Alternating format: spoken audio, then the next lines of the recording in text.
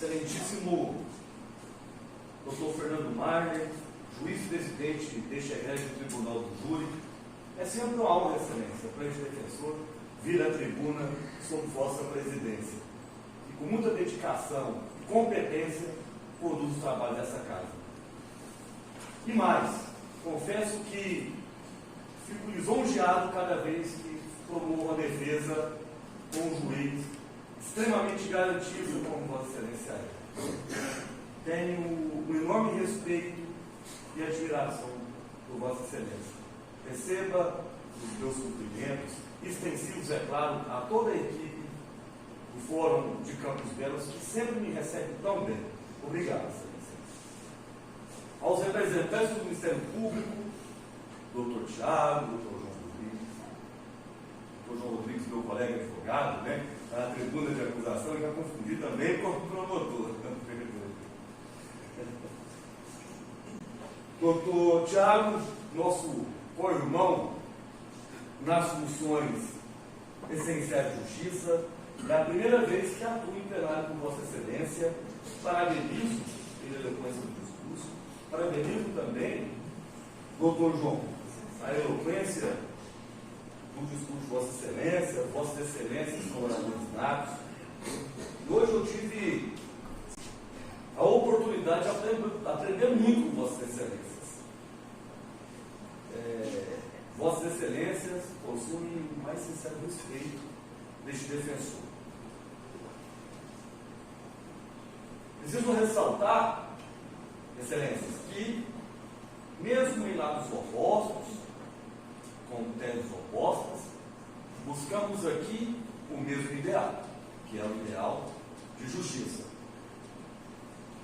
Dessa forma, cumprimento Vossa Excelência, Dr. Thiago, que representa muito bem o Ministério Público, e o meu colega advogado, hoje, no papel de assistente de acusação, e faço a confissão, Excelência.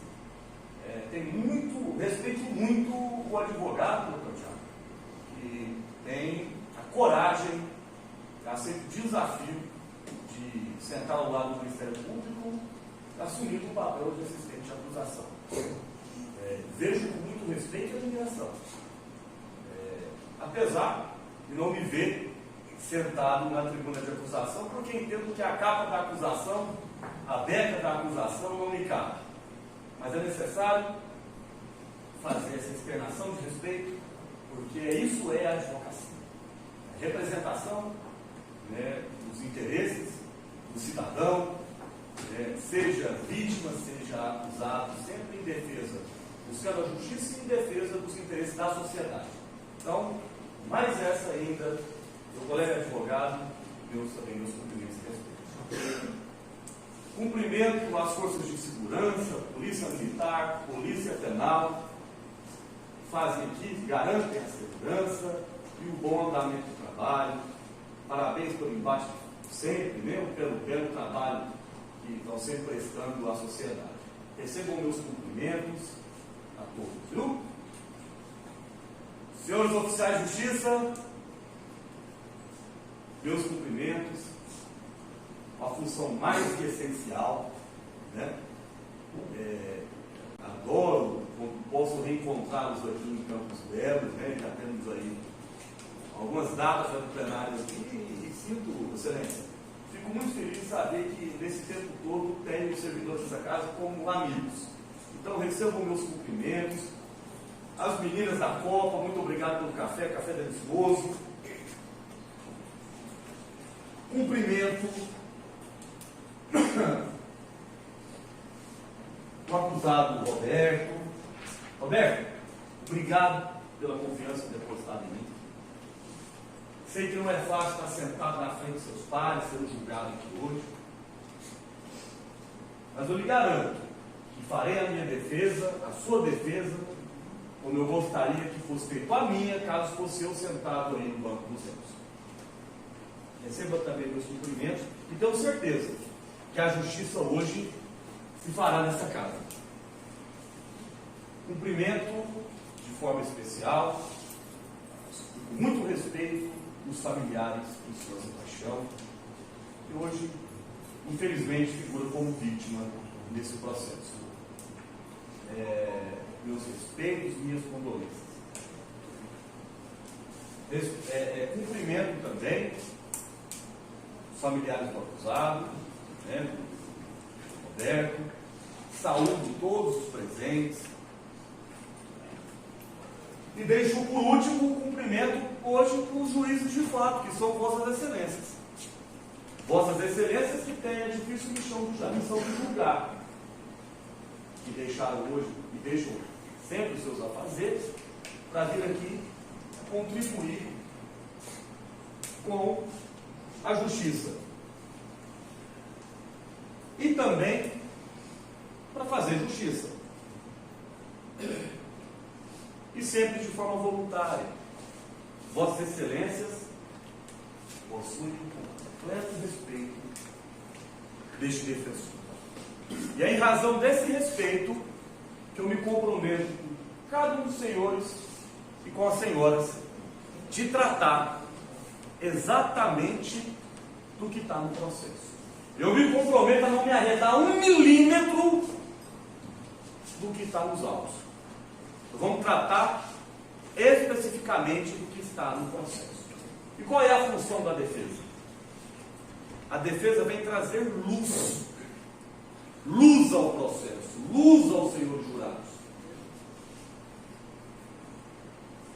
Assim como a acusação, a defesa faz o estudo do processo, o estudo do caso concreto. E é desse estudo que a acusação fundamenta os seus pedidos. E é também nesse estudo que a defesa promove e cria suas teses. Mas tudo com base no processo, amparado no direito e na lei. A acusação traz luz. Como eu disse nos cumprimentos, aqui o embate é de ideias, de teses, mas em buscando o mesmo ideal, de justiça.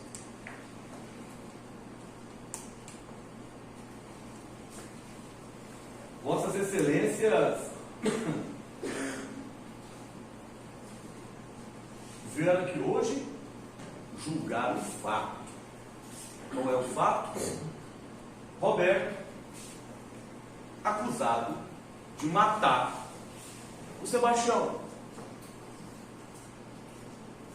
Não vamos aqui endemonizar a vítima. Nós vamos tratar de questões técnicas. Técnicas que estão dentro do processo. Por isso, a defesa hoje fez questão de explorar o depoimento dos peritos, do perito e do médico legista, para que Vossas Excelências, num termo simplificado, porque não somos técnicos, possam entender a dinâmica do que está no processo, tanto o local de crime como o exame cadavérico, aliado com o depoimento das testemunhas, e como que vai ser demonstrado para os senhores, para que aí sim possam, ouvindo ambas as verdades, julgar com tranquilidade. Vosso juramento, Vossas Excelências fizeram hoje o juramento de imparcialidade. E esse juramento de imparcialidade é que me dá a esperança de uma decisão justa. Jurados, Vossas Excelências fostes escolhidos para julgar hoje o Roberto. Hoje os 7 escolhidos para julgar o Roberto. Mas perdoe-me talvez uma certa indelicadeza. Vossas Excelências podem talvez não ter vindo julgar o Roberto. Hoje após a leitura das peças demonstradas aos senhores, como a denúncia, a pronúncia, e depois esse caderno de peças processuais, depoimentos, enfim, e depois da brilhante tentação dos acusadores, por seres humanos, somos todos nós, é natural, e muito natural, que depois de toda essa acusação, a decisão dos senhores talvez já esteja até tomada, que seja a de condenar. É natural, é o espírito humano, é o espírito. Assim também é na vida lá fora. Percebam, até o fuxico de falar do outro é uma espécie de condenação. E todos nós, por mais isentos que sejamos, nós temos, infelizmente, a ação de acreditar, ou pelo menos não duvidar, daquele fuxico, daquele maldícito de uma pessoa contra o outro. Porque isso é acusação. Então, quando alguém me vem contando um fato, é natural que, por vezes, por espírito humano, a gente já conheça aquele fato e já acredite naquele fato. Todo fuxico é acusatório. Falar do outro é sempre acusatório. Perceba que na vida lá fora é muito difícil você encontrar alguém falando do bem do outro. Porque falar bem, muitas das vezes, é difícil. E não dá ibope. Existe um elementar ao falar de verdade que nós não podemos arredar aqui hoje. É de que Sebastião morreu. Morreu vítima de um tiro de arma de fogo disparado por Roberto. Ponto final. Isso todo mundo concorda. Roberto, no momento, diz que é diferente. Isso é verdade. Agora, existem circunstâncias que precisam ser analisadas. Porque a análise dessa circunstância é que vai dizer e fazer vossas excelências fazer justiça. É a análise de cada circunstância que nós vamos levantar aqui hoje é que vai determinar se esse homicídio ele ocorreu por motivo fútil e com recurso que impossibilita a defesa do ofendido. Isso é circunstância. E isso não interessa se A mentiu, se B mentiu. Isso não importa. Porque trata da circunstância do crime. E essa circunstância, ela começa a criar uma curiosidade muito grande a partir do depoimento hoje do Adão, que é amigo íntimo da vítima, mas que trouxe fatos importantes aqui que ele em nenhum momento trouxe. E a testemunha ocular que estava lá. Engraçado. Lá para o delegado ele disse nada disso. Não disse na primeira vez que ouvi em juízo, mas aqui hoje disse. Por quê? Forma de perguntar e interesse em perguntar. Você vê da forma que você pergunta, você consegue pegar testemunha mentindo ou escondendo alguma coisa. E hoje aqui, ele vomitou o que não queria vomitar. Ele falou depois que se consertar. Não tinha mais como, todo mundo já tinha ouvido, né? Porque até esse momento, até a testemunha do Adão, que vocês ouviram aqui hoje, Sebastião não tinha tentado se defender, Sebastião não tinha buscado pegar nem facão nem foice. Na verdade, não existia nem facão nem foice no depoimento dele. O depoimento antes daqui hoje, a versão do Adão é o seguinte: Roberto chegou, deu logo um tapa e pum, tirou e matou, sem motivo nenhum. Me lembrei, sabe de quem? De um caso de repercussão nacional. O serial killer, o Thiago lá de Goiânia, que pegava de nada, dava na botoquinha dele, papá, matava a mulher quando ia na rua. Psicopata. Ué, agir desse jeito, só sou psicopata. Mas nós não estamos falando de psicopata aqui. Nós estamos falando do Roberto Ferreira, filho daqui, lavrador, sem histórico nenhum criminal, ou seja, não é criminoso habitual, não teve notícia nenhuma, e aí Vossas Excelências que são daqui podem até conhecer mais do que eu estou falando e conhecem, sabe que ele não tem histórico nenhum, seja de violência, envolvimento com droga, com álcool, nada. Então, peraí, como é que é isso? A pessoa acorda cedo lá na roça, vai lá na cerca, dá um soco e dá um tiro na cara do outro? Olha, percebam, excelências, essa história ela aparenta uma simplicidade, concorda? Aparenta uma simplicidade. E essa simplicidade escondem dramas que não foram corretamente investigados, corretamente apurados. Percebam tanto que a prova técnica é falha, e eu vou explicar o porquê ela é falha. Ela é falha porque ela é feita, em regra, o que as testemunhas dizem. Até então, o que Vossas Excelências leram aí, o Sebastião teria sido executado, deitado no chão, totalmente indefeso. Uai, mas a testemunha ocular disse hoje totalmente o contrário.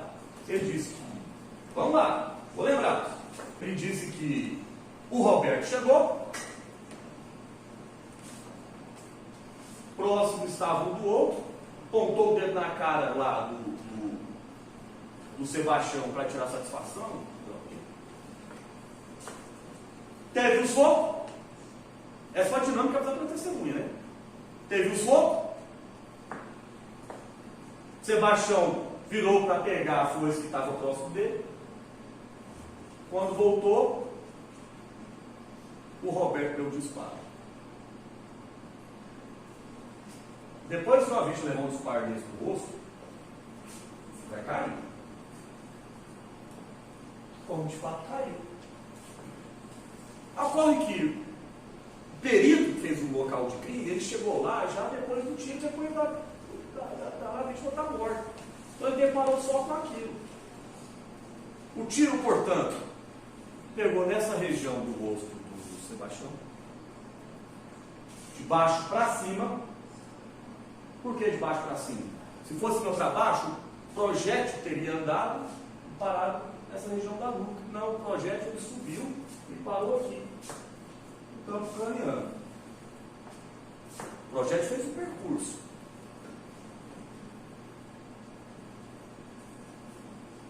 Então não foi um tiro de execução com a vítima deitada no chão. Outro ponto importante é o facão. Primeiro porque ele sumiu. Se só estava o Adão lá, e o Adão estava com o Sebastião na hora de tudo, ele estava lá, um com o facão e outro com a foice. E aí me faz pensar, mas ninguém estava com o trem na mão?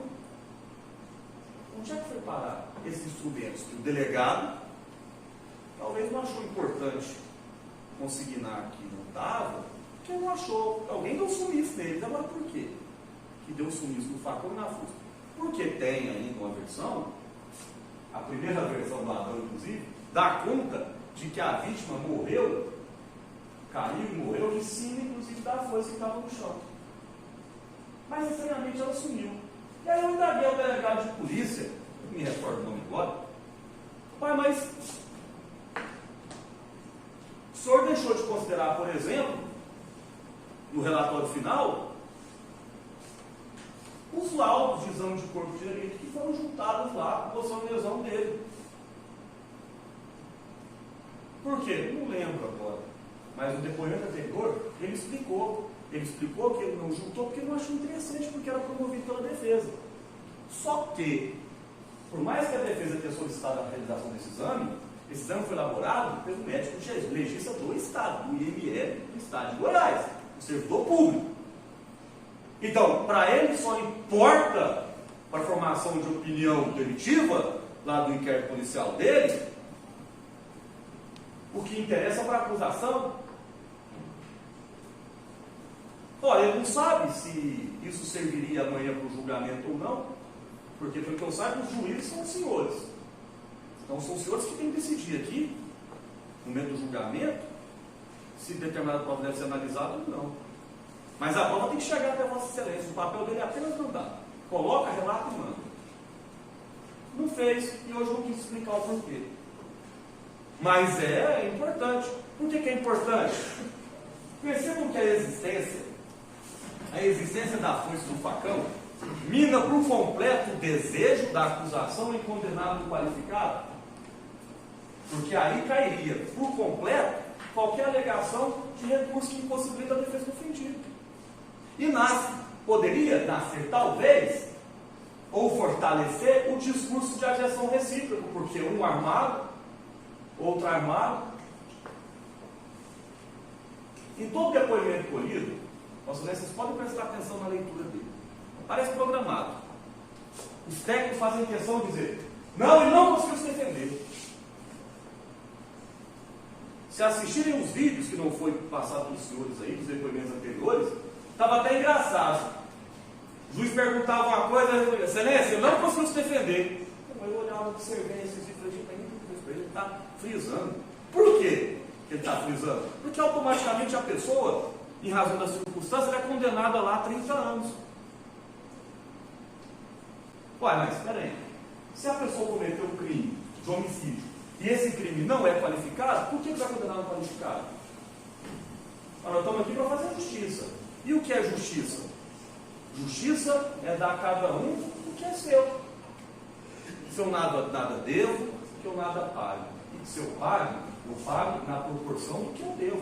Então não vou pagar em excesso. Isso é justiça, é entregar o que é seu. E é o que a sociedade espera. Fazer justiça. Ou nós vamos promover agora o Tribunal de Justiça como vingança. Que é um perigo. Tribunal do Júri, chamado por muitos de Tribunal das Lágrimas, tratam de tragédia. Tragédia familiares. Uma tragédia condenada à sepultura. E outra tragédia familiar condenada ao cárcere. É tudo tragédia. É tudo dor.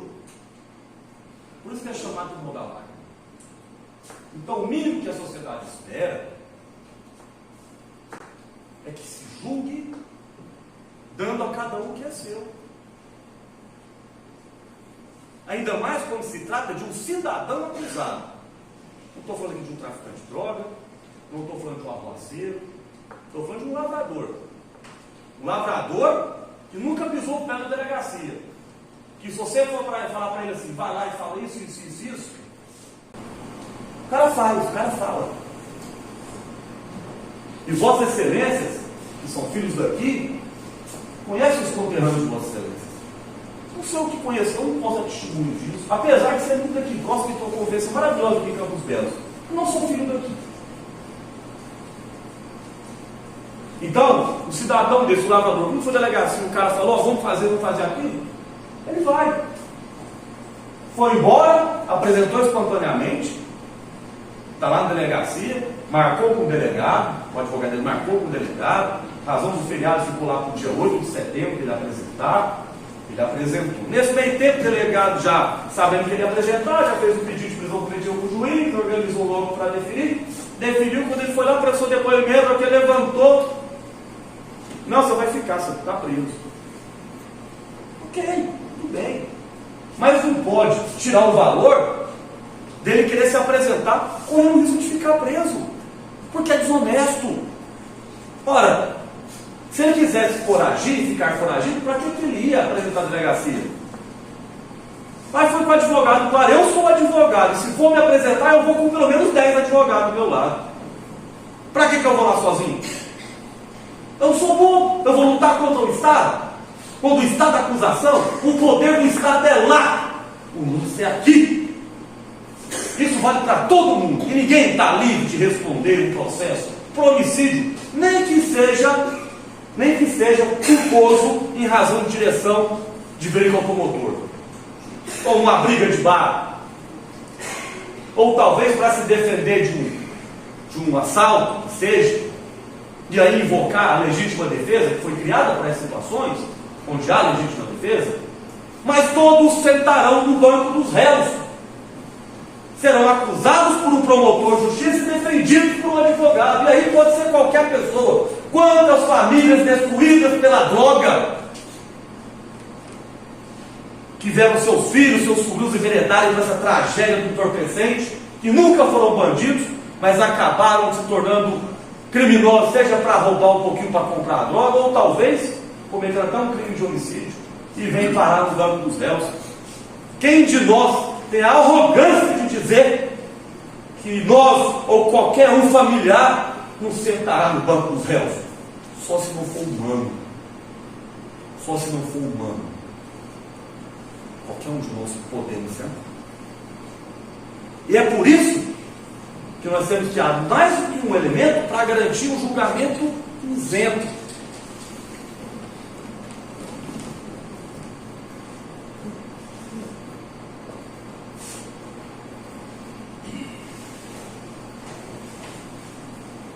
Em vosso lugar, como eu disse anteriormente,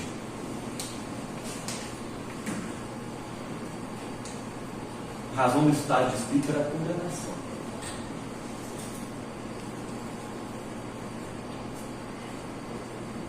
Mas é meu dever lembrá-los que fizemos todos o juramento. Eu, quando me graduei em Direito, me tornei advogado.